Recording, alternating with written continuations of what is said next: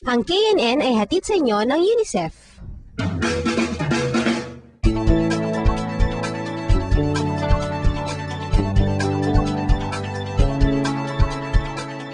Ang magandang balita, isa na namang bureau na dagdag sa ating pamilya.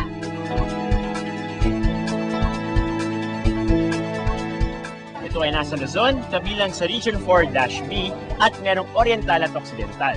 Saan pa? E di sa Mindoro.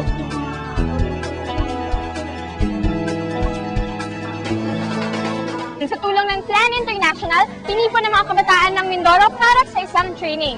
Tinuruan sila mag-shoot, mag-report at magsulat ng script. Kaya i-welcome natin sila at panoorin ang unang ulat ng Mindoro Bureau.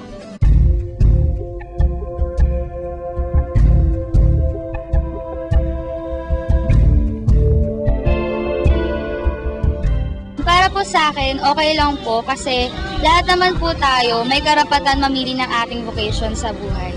Hindi ako payag sa idea na maging pari ang isang bading dahil na rin sa masisira ang image ng church at saka yung mga taong nakikinig ng misa maaaring hindi makapag-concentrate dahil sa masamang imahe ng mga bading sa ating lipunan.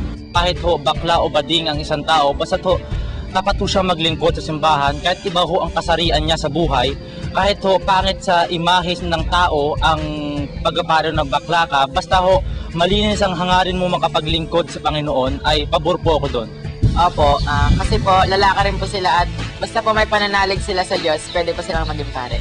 Para po sa akin, okay lang po na maging pare yung mga bading kasi para po sa akin, hindi naman po nila kasalanan o hindi naman po nila kagustuhan na maging bading sila. Kayo! Ano sa tingin nyo?